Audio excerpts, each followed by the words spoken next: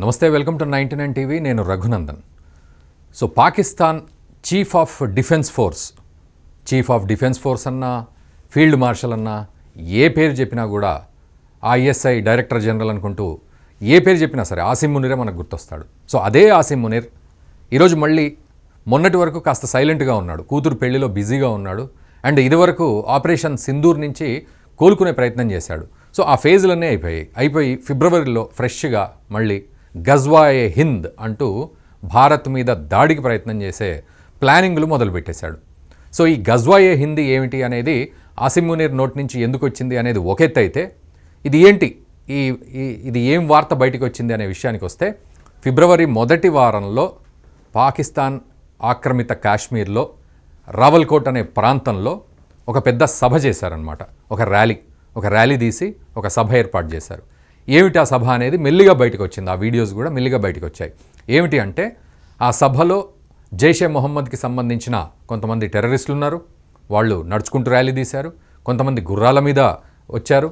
కొంతమంది ఆయుధాలు కూడా చేతపట్టుకొని పీఓజేకేలో, అంటే ఎటువంటి పరిస్థితి ఉంది పీఓజేకేలో ఒక్కసారి అర్థం చేసుకోండి. సో ఉగ్రవాదులు అక్కడ రాజ్యం వెళ్తున్న సందర్భం.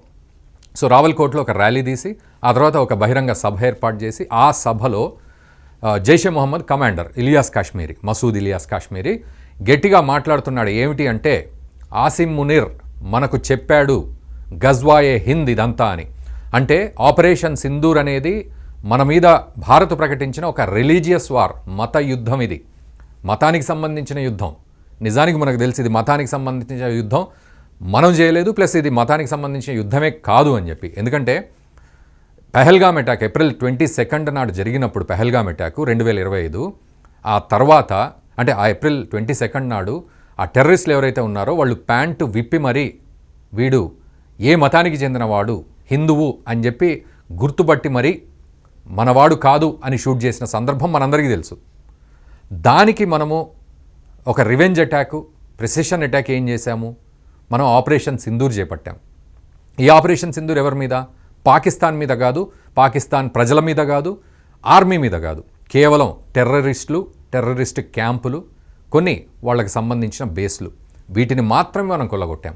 అందులో మసూద్ అజర్కి సంబంధించిన తన చుట్టాలందరూ, బంధువులందరూ, మేనల్లుడు, వీళ్ళంతా కూడా దాదాపు 10 నుంచి 14 మంది చనిపోయారు. మసూద్ అజర్ కూడా నెత్తికొట్టుకున్నాడు, నేను కూడా చచ్చిపోతే బాగుండి ఈ యుద్ధంలో అని చెప్పి. సో అది పరిస్థితి. అంటే మనం అటాక్ చేసింది కేవలం టెర్రరిస్టుల మీదే. మరి వాళ్ళు ఎలా అర్థం చేసుకున్నారు? ఆపరేషన్ సింధూర్ పాకిస్తాన్ మీద దాడి భారత్ చేసింది అని చెప్పి ప్రపంచం అంతా గగ్గోలు పెట్టేది, మొత్తం అందరికీ చెప్పింది. సో ఇది పాకిస్తాన్ యొక్క ఆలోచన తీరు. అందులో భాగంగానే ఇది రిలీజియస్ వార్ అని చెప్పి ప్రకటించేసింది పాకిస్తాన్. అంటే ఆపరేషన్ సింధూర్ ఒక రిలీజియస్ వార్ కాబట్టి మనం కూడా ఏం చేయాలంటే గజ్వాయే హింద్ని మనం విపరీతంగా భారత్ మీద ప్లాన్ చేయాలి, దానికి తగ్గ అటాక్స్ కూడా చేయాలి. గజ్వాయే హింద్ అంటే ఏంటో చూద్దాం. 2047 వరకు ఈ లోపే వీలైనంత తొందరగా భారత్ను పూర్తిగా ఒక షరియా లా కిందికి తీసుకురావాలి.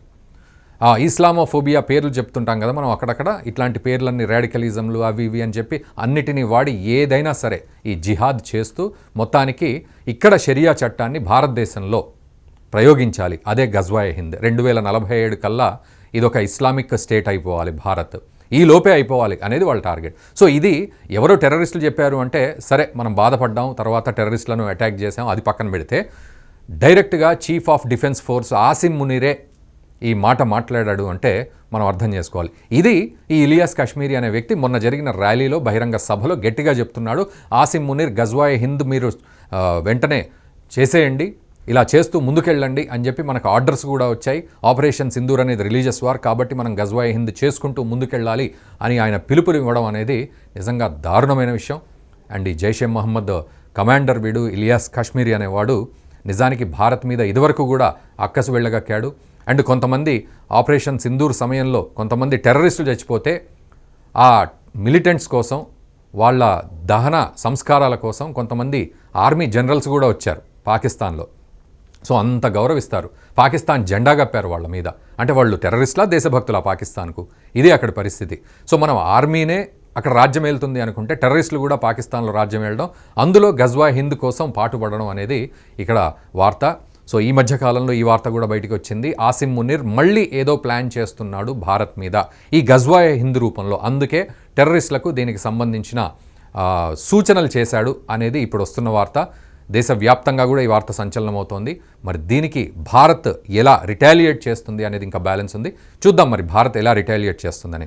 సో మీరు ఒకసారి ఆలోచించండి, ఈ గజ్వాయ్ హింద్ విషయంలో మరి ఏమిటి పాకిస్తాన్ అడుగులు ఎలా ఉండబోతున్నాయి. ఆల్రెడీ మనం ఢిల్లీ బ్లాస్ట్ చూసాం, ఎంత బాధ అనిపించిందో మనకి తెలుసు.